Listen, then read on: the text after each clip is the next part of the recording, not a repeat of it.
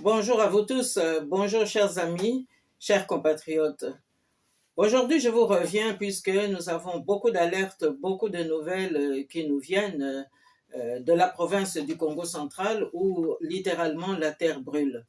Mais j'aimerais quand même d'abord commencer par saluer le gouverneur, M. Grace Bilolo, que j'ai eu à joindre au début de cette année, mais malheureusement, son assistant, M. Blaise, m'avait promis qu'après la réunion des gouverneurs dans la province du Bandundu, je serais recontacté.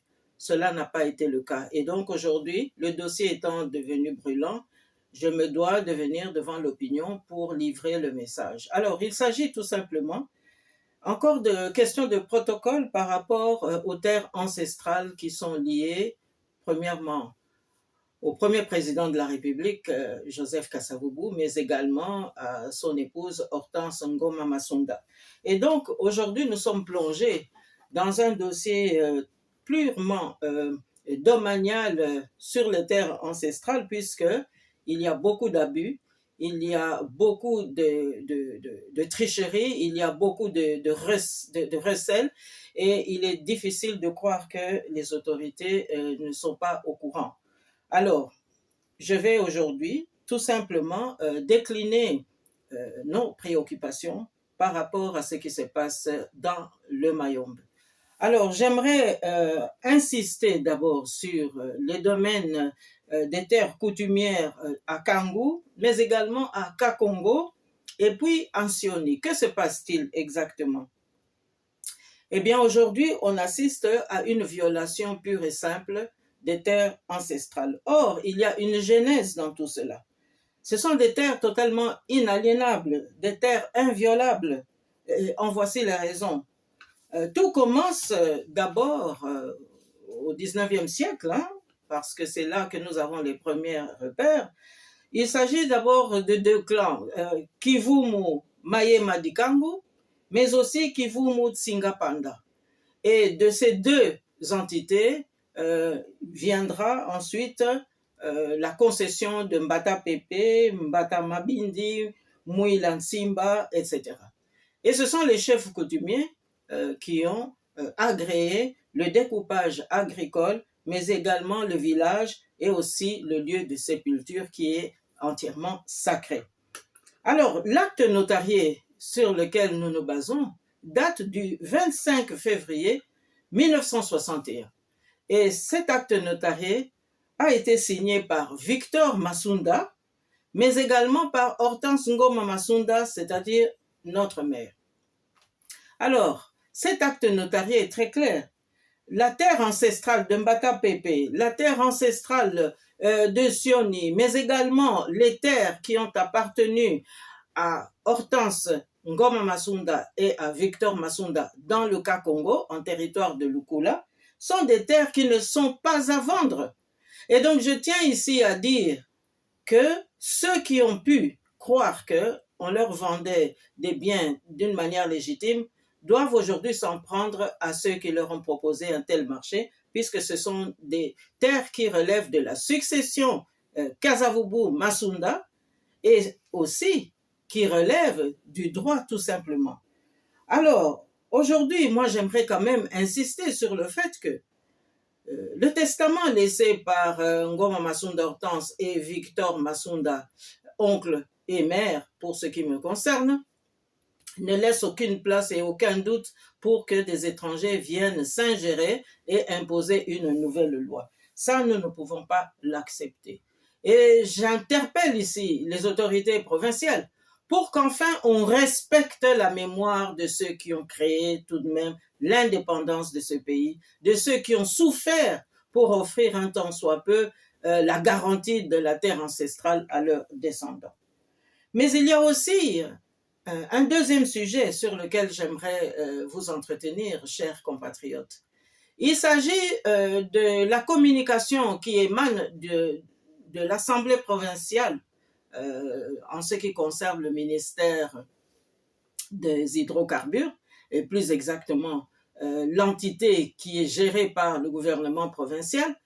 Alors, il y a là un journaliste qui s'appelle Junior Touti, et il travaille régulièrement au ministère des hydrocarbures au niveau provincial.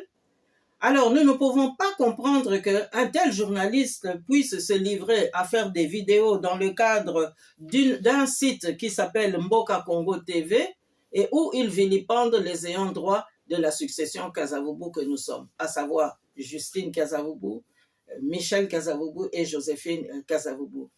Alors, ce journaliste s'est livré dans des vidéos pour dire que nous sommes des receleurs et que nous sommes en train de liquider injustement le patrimoine du président Joseph Kasavubu, toute une série de mensonges absolument inqualifiables, une malhonnêteté tout à fait déplacée, et nous nous posons vraiment la question, quelles sont les preuves matérielles que ce journaliste peut nous livrer, parce que ce sont des accusations évidemment très très graves et qui sont aussi passibles de poursuites judiciaires. Alors, moi j'interpelle tout simplement d'abord le gouverneur de la province, mais également le président de l'Assemblée provinciale, puisqu'aujourd'hui nous avons des preuves par des vidéos que nous sommes attaqués et que nous sommes insultés et que nous sommes absolument diabolisés d'une manière totalement injuste. Il faudrait que ce journaliste puisse nous dire aujourd'hui qui se trouve derrière cette mobilisation absolument funeste.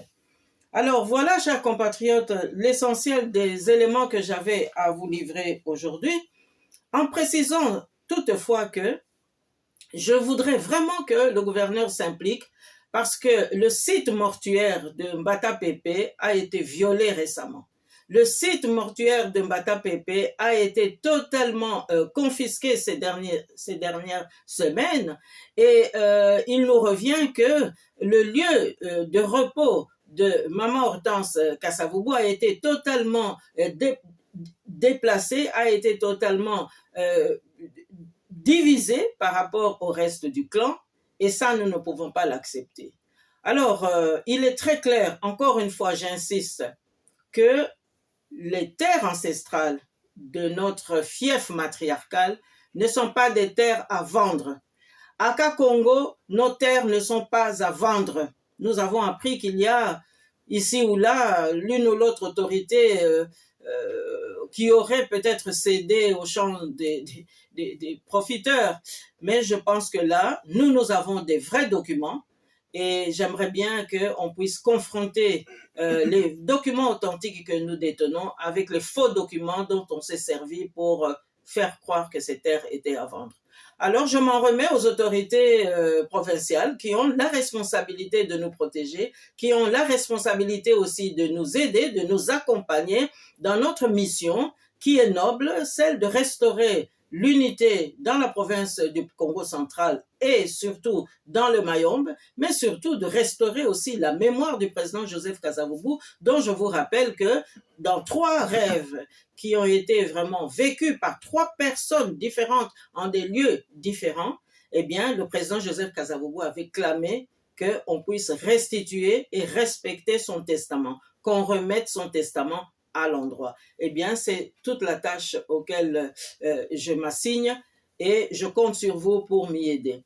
Voilà, chers compatriotes, chers amis, l'essentiel du message que j'avais à vous livrer aujourd'hui et j'appelle tous et toutes pour que nous puissions à l'unisson aider la province du Congo central pour que nous nous en sortions. Je vous remercie, à très bientôt.